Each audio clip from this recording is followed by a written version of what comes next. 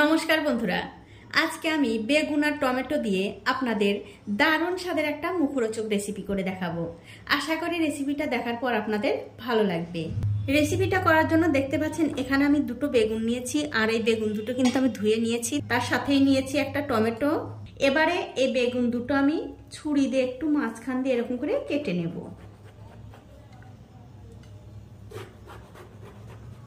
দুটো বেগুনই কিন্তু আমি কেটে নিয়েছি। এখন এই বেগুনের মধ্যে কিছু রসুনের কোয়া আমি আগে থেকে ছাড়িয়ে রেখেছি, সেই রসুনের কোয়া ঠিক এরকম করে মাঝখানে দিয়ে দিতে হবে। তার সাথে আমি একটা করে কাঁচা লঙ্কাও দিয়ে দেব। আর এই একই রকম করে যতগুলো বেগুনের গায়ে আমি কাট দিয়েছি, আর এরকম করে কিন্তু দুটো বেগুনের মধ্যেই আমি রসুন আর কাঁচা লঙ্কা ভরে দেব। দেখুন, দুটো বেগুনের মধ্যেই কিন্তু আমি রসুন আর কাঁচা লঙ্কা ভরে দিয়েছি।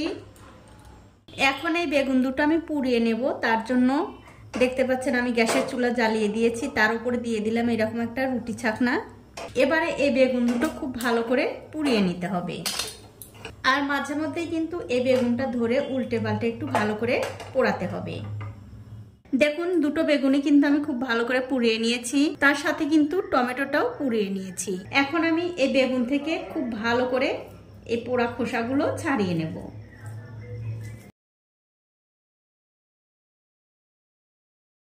দুটো বেগুন থেকেই কিন্তু খুব ভালো করে খোসা ছাড়ানো হয়ে গেছে। টমেটো থেকেও কিন্তু আমি খোসাটা ছাড়িয়ে নিয়েছি। এখন আমি এই বেগুনের যে বোটার অংশ আছে সেটা কেটে বাদ দেব। তারপর এই যে এর মধ্যে কাঁচা লঙ্কা আর রসুন দিয়েছি, সেইগুলো আলাদা করে নিতে হবে। তারপর এর মধ্যে স্বাদ অনুযায়ী নুন দিয়ে খুব ভালো করে হাত দিয়ে চটকে নিতে হবে। এই টমেটোটাও কিন্তু হাত দিয়ে চটকে নিতে হবে। এবারে সবকিছু দিয়ে এই বেগুনটা মাখিয়ে নিতে হবে। খেতে কিন্তু বন্ধুরা অসাধারণ লাগে। অবশ্যই একদিন হলেও বানিয়ে খেয়ে দেখতে পারেন। ভাত, রুটি, পরোটা সবকিছুর সঙ্গে কিন্তু খাওয়া যায়। দেখুন, সবকিছু দিয়ে এই বেগুনটা কিন্তু আমি খুব ভালো করে মাখিয়ে নিয়েছি। এখন এই বেগুনের মধ্যে সর্ষের তেল দিয়ে আপনারা খেতে পারেন। তবে এই বেগুন ভর্তাটা খেতে যেন আরো টেস্টি হয়, তার জন্য আমি আরো একটু এর মধ্যে মশলা দেব। আপনারা দেখতে থাকুন, তাহলেই বুঝতে পারবেন। এখন একটা কড়াইতে দিয়ে দিচ্ছি একটু সর্ষের তেল। অবশ্যই কিন্তু এই ভর্তাটা যেদিন বানাবেন সর্ষের তেল দিয়ে করবেন, তাহলে খেতে বেশি ভালো লাগবে। তেলটা যখন একটু গরম হয়ে যাবে তখন এর মধ্যে দিয়ে দিচ্ছি একটা শুকনো লঙ্কা। তেলের সঙ্গে এই লঙ্কাটা একটু ভালো করে ভেজে নিতে হবে। লঙ্কাটা ভালো করে ভাজা হয়ে গেলে এর মধ্যে দিয়ে দিচ্ছি একটুখানি কালো জিরা আর একটা পেঁয়াজ কুচি।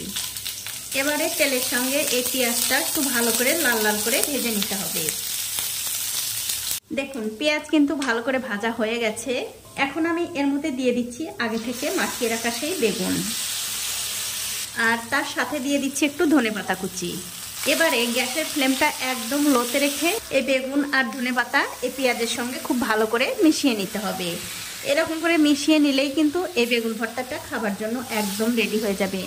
আর বন্ধুরা, আপনাদের কাছে আমার অনুরোধ থাকলো একদিন হলেও এরকম করে বেগুন ভর্তা বানিয়ে আপনারা খাবেন। খেয়ে আমাকে কমেন্ট করে জানাতে ভুলবেন না আপনাদের কেমন লাগলো। তো দেখুন, সবকিছু কিন্তু আমি খুব ভালো করে মিশিয়ে নিলাম। আর এরকম করে বেগুন ভর্তা করে গরম গরম ভাতের সঙ্গে খেয়ে দেখবেন। তো বন্ধুরা, হয়ে গেছে আমার বেগুন পোড়া ভর্তা। ভিডিওটি যদি আপনাদের ভালো লেগেই থাকে অবশ্যই একটা লাইক, কমেন্ট আর শেয়ার করতে ভুলবেন না।